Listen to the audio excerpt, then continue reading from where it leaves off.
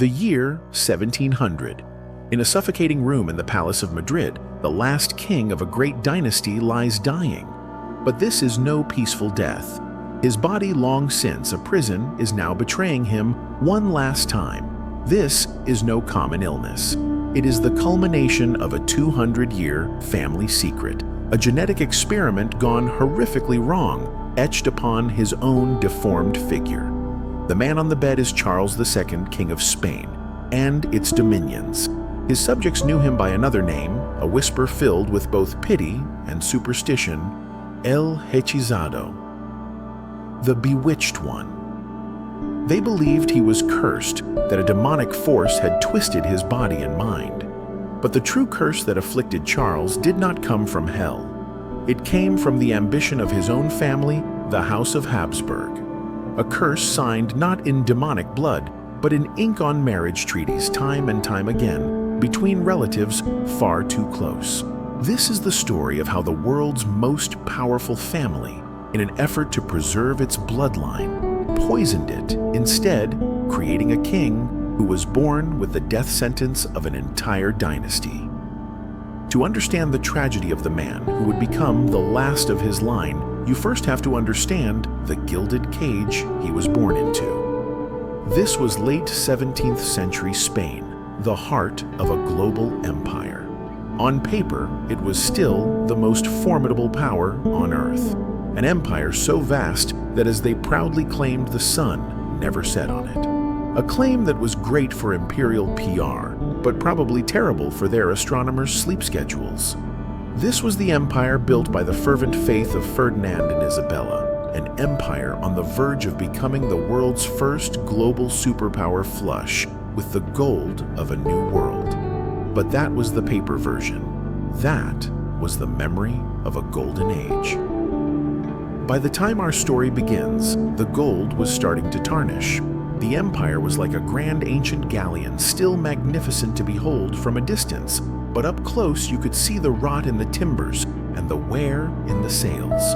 It was an empire running on fumes, a superpower in managed decline, ruled by a court in Madrid that was famously rigid, pious, and suffocatingly formal.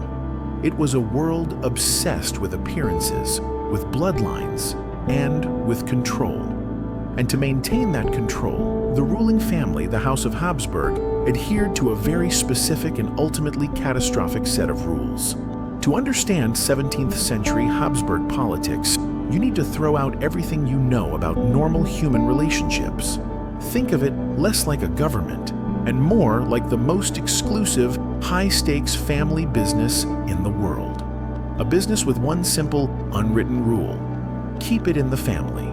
A motto that works well for a local bakery, but perhaps less so for a global empire. For 2 centuries, the Habsburgs had turned dynastic marriage into a brutal art form. A princess wasn't really a person. She was a strategic instrument. Think of her less as a daughter and more as a high-value walking, talking portfolio of assets. Her marriage wasn't a romance. It was a merger, an acquisition, and love was an entirely optional bonus feature and one that was rarely included in the final package. This strategy was designed to consolidate power and keep the vast Habsburg lands in Spain, in Austria, in the Netherlands, from falling into the hands of rivals. And the easiest way to ensure the assets stayed within the company: you don't merge with outsiders. You initiate a hostile takeover of your own bloodline. Uncles married nieces. First cousins married first cousins. It was a political strategy that was ruthlessly effective. It created a closed loop of power, a fortress of blood that no outsider could penetrate. Here's a little tip from history. If your family tree starts to look less like a branching tree and more like a perfect circle, you haven't discovered eternal love. You've discovered a looming genetic catastrophe. It's the one time in geometry where a circle is also a straight line to disaster. The Habsburgs didn't just blur the lines of their family tree. They erased them entirely, creating a tangled, claustrophobic wreath where everyone was related to everyone else in multiple confusing ways. It was less a dynasty and more a 30-year family reunion from hell where everyone had the same jawline, and instead of arguing about politics, they just signed another marriage contract with a relative. This was the world that was about to produce its final flawed masterpiece. This brings us to our key players. And in this story, the protagonist and the primary victim are one and the same King Charles II of Spain. If the Habsburg dynasty was a 200-year-long experiment in genetic engineering, Charles was the result. He was the bill that finally came due. From the moment of his birth in 1661, it was clear that something was profoundly wrong. His resume for king of the world's largest empire was, to put it mildly, lacking. Under special skills, you could probably write persistent breathing. He was the living, breathing embodiment of his family's choices. He was born with a host of physical and developmental problems that made him a subject of pity and fear throughout his life. His famous Habsburg jaw was so severe he could barely chew his food or speak clearly. He didn't walk until he was 4 or talk until he was 8. He was frail, perpetually ill, and suffered from seizures. He was a king who could not rule, a husband who could not produce an heir, a man trapped inside a body that was a roadmap of his family's sins. So who is the antagonist? In a story this tragic, it's tempting to look for a villain, but the antagonist of our story isn't a rival king or a treacherous courtier. It's a ghost, the ghost of Habsburg dynastic ambition. Now, blaming the system usually sounds like a cop-out you'd hear from a student who didn't do their homework. But in this case, the system left a lot more than an unfinished essay in its wake. The villain is the collective, centuries-long obsession with purity of blood and consolidation of power that made each generation double down on a failing strategy. The architects of this tragedy were Charles's own revered ancestors, his father, Philip IV, who married his own niece to produce Charles, his grandfather, Philip III, his great-grandfather, the mighty Philip II. Each of them, for sound political reasons in their own time, added another lock to the genetic prison that would one day hold their last heir. Caught in the middle of this was his mother, Mariana of Austria. She was both a key player and a victim of the system. She was Charles's devoted, fiercely protective mother. She was also, just to make the family reunions even more confusing, his father's niece. This made her not only Charles's mother, but also his first cousin. Don't think about it too hard.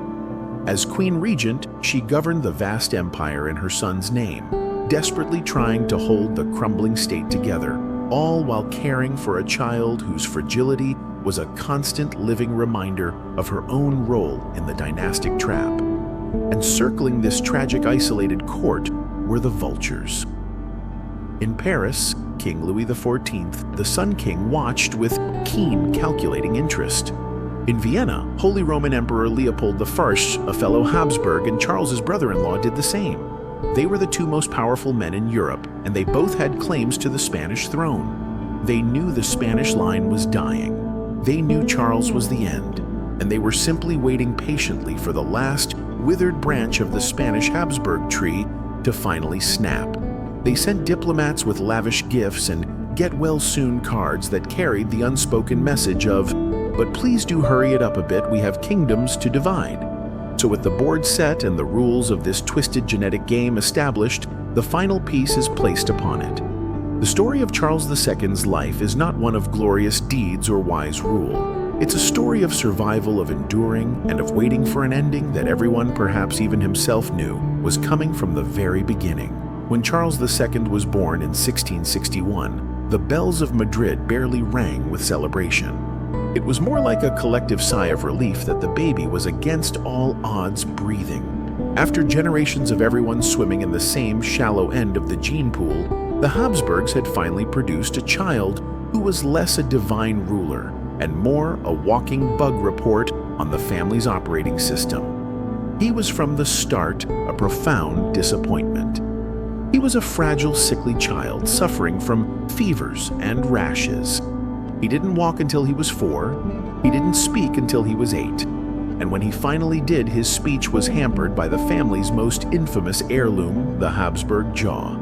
It was so pronounced in Charles that his teeth couldn't meet, making it a daily struggle to eat and turning his speech into a slurry of unintelligible sounds.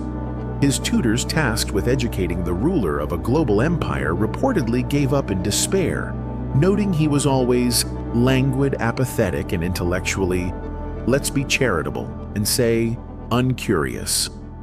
For the Spanish court, their future king was a beautiful, priceless vase that everyone was terrified would get knocked over.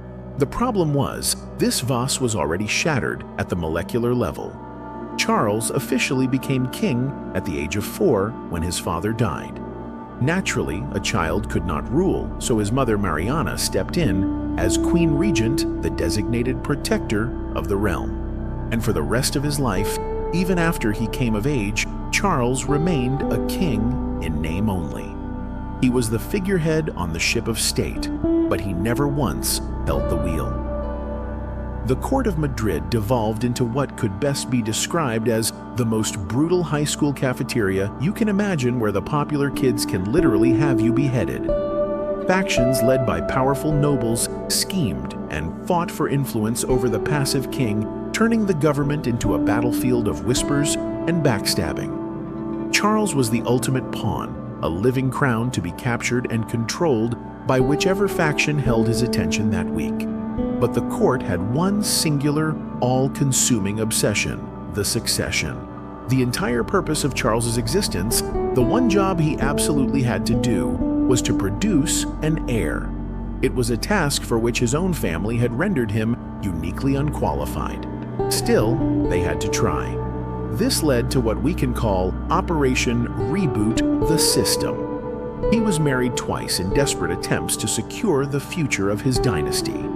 His first wife was the young and beautiful French princess Marie-Louise of Orleans. By all accounts, there was genuine affection between them. She was kind to the fragile king, and he adored her. But their marriage bed was the most scrutinized place in Europe. Every month that passed without news of a pregnancy increased the pressure to a fever pitch. The court, steeped in superstition, blamed Marie-Louise. They whispered she was barren, or even that she was using witchcraft to sabotage the king. After 10 years of a childless, high-pressure marriage, she died, leaving a genuinely grief-stricken Charles behind. His second marriage had none of the romance. It was a corporate merger arranged on LinkedIn. The bride was Maria Anna of Neuburg, a German princess known for her strong family connections to the Austrian Habsburgs. She was ambitious, politically savvy, and utterly horrified by her new husband's physical state.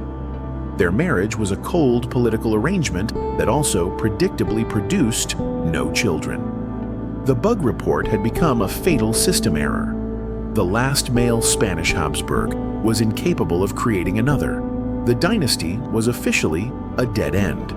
As Charles entered his 30s, his already frail health collapsed entirely. He became prematurely old, losing his hair, his sight, and his teeth. The seizures grew more frequent. His body was finally shutting down. Faced with a disaster they had spent 200 years creating, the Spanish court did what any rational, scientific-minded group of people from the 17th century would do: they blamed demons. Unable to fix the hardware, they decided to blame the software. The king wasn't suffering from the catastrophic, entirely predictable results of generations of inbreeding. No, he was bewitched. He was El Hechizado. This led to one of the most bizarre and tragic episodes of his life. The most powerful court in the world brought in the top exorcists of the day to literally try and cast the demons out of the king. Imagine the scene: the dying monarch, his body racked with pain, and his mind clouded, being subjected to hours of religious rituals. He was forced to drink potions, touch holy relics, and endure endless prayers, all while his exorcists claimed to be speaking with the demons inside him. They declared that his body was infested with multiple demonic spirits placed there by a spell cast years ago. This was the final act of his phantom reign. Not a glorious battle or a wise decree, but a medieval horror show staged in his bedroom. His body had become a battleground, not just for the rival political factions, but for the forces of heaven and hell. And as the priests fought their imaginary demons, the real vultures of Europe circled ever closer, their patience wearing thin. The king was dying. The exorcisms weren't working. The greatest inheritance in the world was now up for grabs. The story of Charles II was about to end, and the story of the war for his throne was about to begin. All right, the story of what happened is over. The sad, slow decline of the last Spanish Habsburg has reached its inevitable conclusion. Now, we get to the good part, the part where we stop being historians for a moment and become what we all secretly love to be, armchair detectives. Welcome back to Cursed Chambers. It's time to step out of the narrative and into the lab. Our crime scene, the entire 17th century Habsburg dynasty.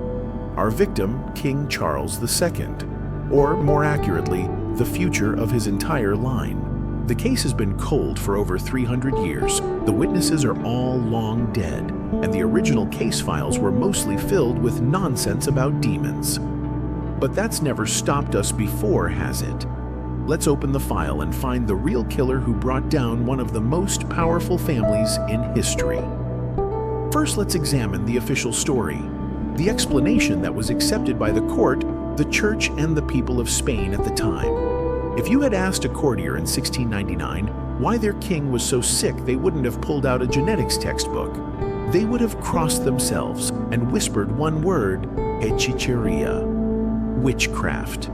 The official mainstream explanation was that Charles II was the victim of a demonic curse.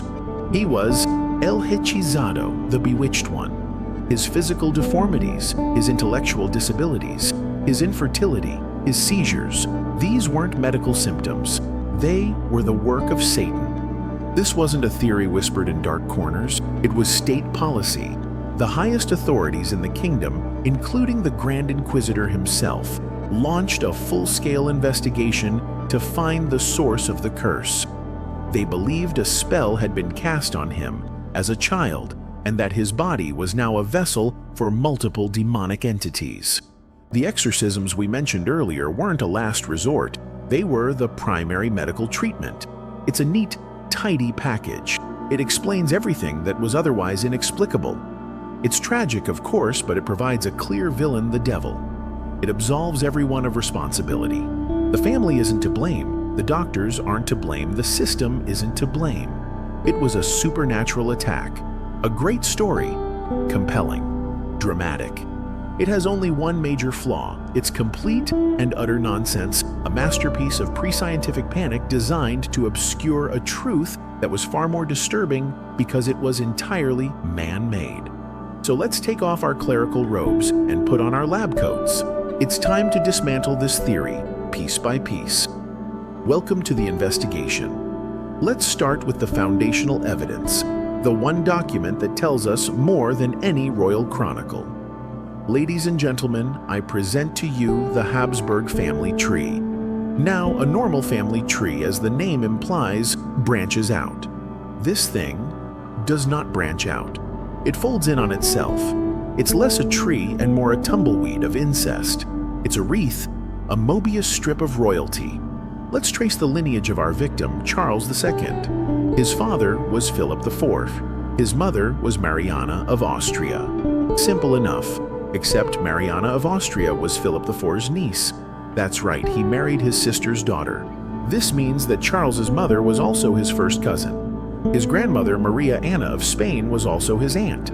His great-grandmother was also his grandmother-in-law. Are you confused yet, good? You're supposed to be. This wasn't a one-off mistake, a single awkward family reunion. This was policy. Out of the 11 marriages that occurred in the main Spanish Habsburg line, over 200 years, 9 of them were between close blood relatives. 9. That's not a dynasty. It's a closed beta.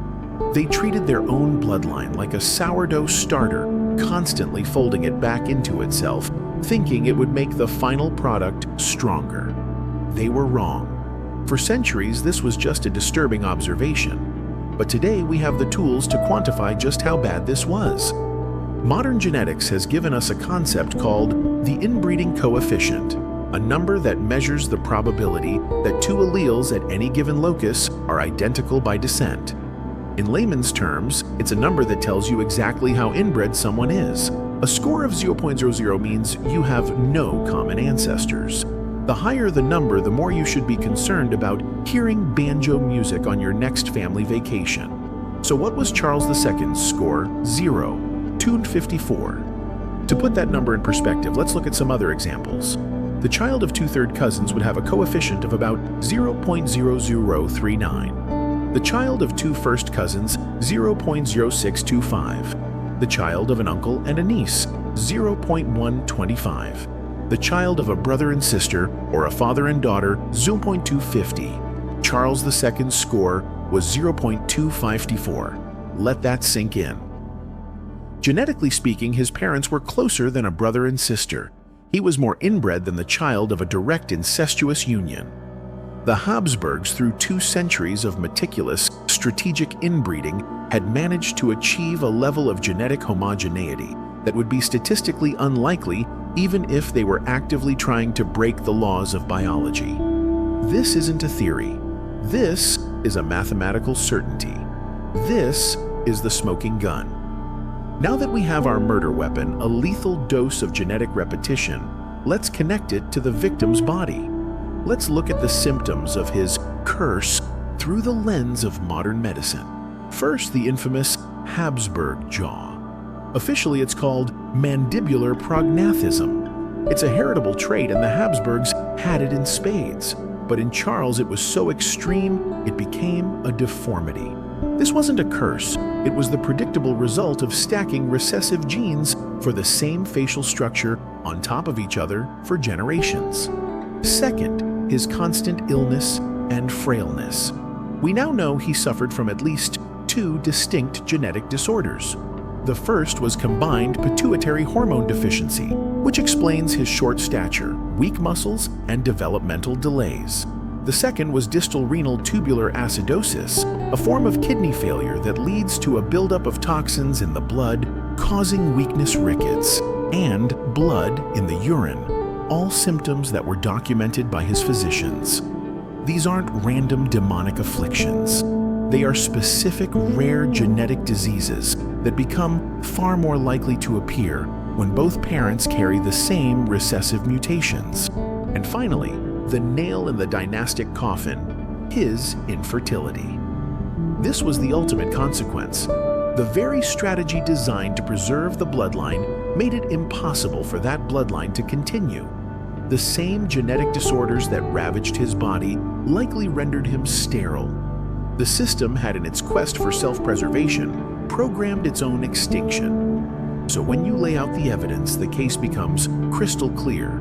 The demons his exorcists were fighting weren't from hell. They were alleles.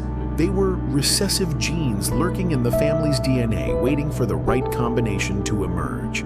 And in Charles II, they all hit the jackpot. So what was the real cursed chamber? It wasn't a haunted room in the El Escorial Palace. It was the body of Charles II himself. A prison made of his own DNA.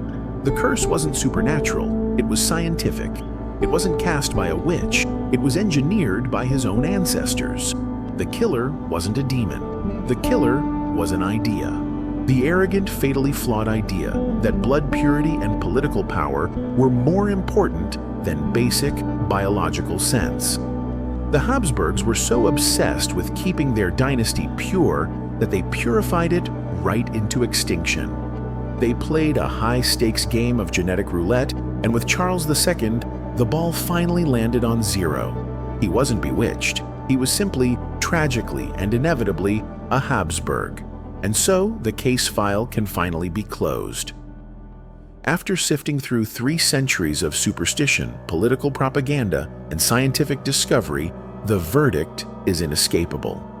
King Charles II was not bewitched. He was not the victim of a demonic curse or a satanic spell. The only demons that haunted him were the recessive genes lurking in his DNA, passed down through a family so obsessed with power that they forgot basic biology. He was the victim of a crime, yes, but the perpetrators were his own sainted ancestors. The Habsburgs were so consumed by ambition that they ended up devouring their own young. The cursed chamber he inhabited wasn't a dark alley in Whitechapel or a stone cell in the Tower of London. It was the gilded cage of his own life, a prison constructed not of bars and stone, but of his own flesh and blood. The curse was his very existence, a tragic, foregone conclusion written in the language of genetics. His entire life was not a reign, but a symptom. He was a profound failure, not as a man, but as the final product of a flawed design. The irony is that the Habsburgs' greatest strategic achievement, their tight-knit exclusive dynasty, became the very mechanism of their own destruction. They weren't defeated by a foreign army or a peasant uprising. They were defeated by a mirror. Their story isn't a whodunit. It's a spectacular slow-motion vedunito themselves. But the story doesn't end with Charles's last breath in that stuffy Madrid bedroom. In history, a king's death is rarely an ending. More often, it's a starting pistol. For decades, the royal courts of Europe had been playing a tense strategic game of chess, waiting for this very moment. When the king's final will was unsealed, it sent a shockwave across the continent. He had not, as his Austrian relatives had desperately hoped, left his empire to one of them. Pressured in his final delirious days by the powerful pro-French faction at his court, Charles had bequeathed his entire, undivided empire to the 16-year-old grandson of his greatest rival, Philip the Duke of Anjou, grandson of King Louis XIV of France. In Paris, the Sun King was ecstatic. He famously presented his grandson to the court, declaring, "Gentlemen, behold the King of Spain." The message was clear: the long-held Habsburg encirclement of France was over. The French Bourbon dynasty now sat on the thrones of both Paris and Madrid. It was the ultimate political victory, a coup so profound that the French ambassador allegedly remarked, "The Pyrenees no longer exist." The rest of Europe, however, did not share the enthusiasm. They looked at the map and saw not a peaceful transfer of power, but the creation of a terrifying Catholic superstate that would upset the balance of power forever. The Austrian Habsburgs, feeling robbed of their family inheritance, were furious. England and the Dutch Republic, fearing French domination, were alarmed. Their response was essentially the 18th century equivalent of hitting reply all on a very spicy email chain. They formed a grand alliance and declared war. The death of one broken man ignited the first true world war of the modern era, the War of the Spanish Succession. For over a decade, from the fields of Flanders to the colonies in the Americas, Europe bled. It was a brutal, sprawling conflict fought over the contents of a dead man's will. The war was the bloody, violent, and incredibly expensive legal battle over the world's greatest inheritance. What the Habsburgs had spent 200 years consolidating through marriage, the rest of Europe now spent 12 years dismembering with cannons and muskets. When the dust finally settled with the Treaty of Utrecht in 1713, the map of Europe had been redrawn. Philip of Anjou was confirmed as King Philip V of Spain, the first of the Spanish Bourbon line that incredibly still rules to this day. But he had to renounce any claim to the French throne, preventing the union of the two crowns. Spain lost its territories in Italy and the Netherlands. Great Britain walked away with Gibraltar and a slice of the lucrative slave trade. The old Habsburg world was gone, and a new European order was built upon the ashes of their genetic legacy. An entire empire was reshaped, all because a family forgot that first cousins make for very poor, long-term investment partners. So what is the final echo of this cursed chamber? Why does the story of this unfortunate king still resonate? Because the story of Charles II is more than just a grimly fascinating science lesson. It's a profound and cynical reminder of the nature of ambition and consequence. It's a story that reminds us how history is rarely shaped by grand heroes or villains, but often by flawed people making terrible choices for reasons that seemed perfectly logical to them at the time. No Habsburg monarch woke up and thought, "I shall now contribute to the eventual birth of my sterile, deformed great-great-grandson." Each marriage was a calculated, rational political move designed to preserve power. But legacy, like interest, compounds over time. And the Habsburgs ended up paying the principal on 2 centuries of bad decisions all at once.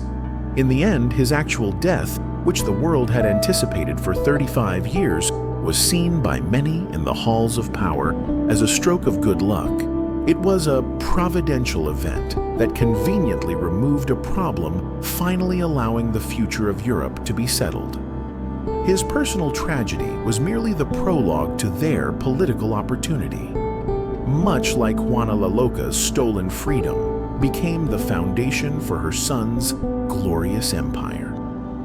Charles's broken body became the foundation for a new European order. He is remembered today not for what he did, but for what he was: a biological dead end, a human symbol of a system's failure. His legacy is so faint, his character so ill-defined, that it was easily hijacked. He is the ultimate historical footnote, the man whose only real significance was in his death. And that, perhaps, is the most damning royal tragedy of all. What do you think was the fall of the Spanish Habsburgs, a tragic accident of history, or the inevitable price of arrogance? Let us know in the comments. And if you want to unlock more of history's cursed chambers, be sure to subscribe. The past is waiting.